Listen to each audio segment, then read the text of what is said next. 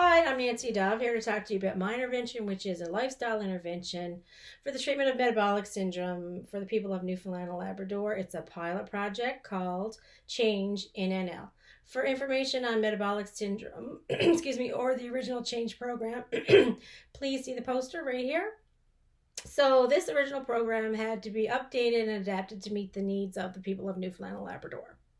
So our team has 4 disciplines. We have a nurse practitioner who does intake screening and provides history and physical. We have a dietitian who does a nutritional assessment and helps with meal planning and ongoing support.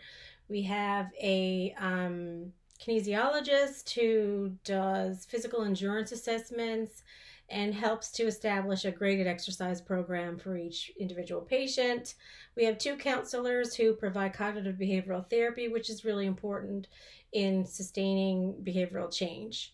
To access our program, you just need to meet 1 criteria, and that's a diagnosis of metabolic syndrome. You can be self-referred or referred by your primary care practitioner.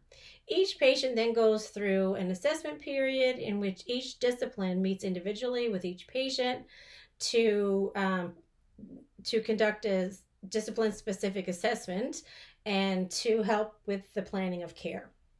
Once the plan of care is finalized and the patient agrees to quarterly measurements of blood pressure, waist circumference, having a lipid panel, and hemoglobin A1C done, then the real work begins.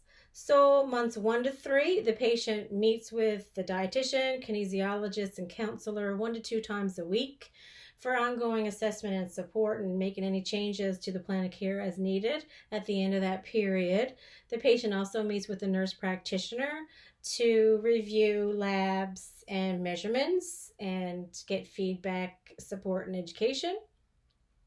Then from weeks 4 to 12, the patient meets again with the dietitian, kinesiologist, and counselor every 1 to 2 times monthly.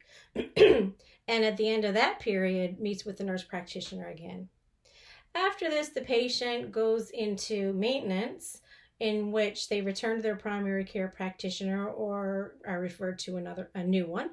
And the plan is to monitor metabolic syndrome symptoms every 6 to 12 months, and at any time the patient can be referred back to the program for follow-up.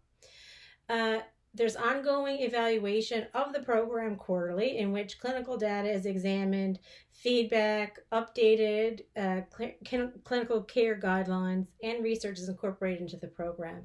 At the end, we are devising a final report, which is presented to government in the hope that the program will be continued.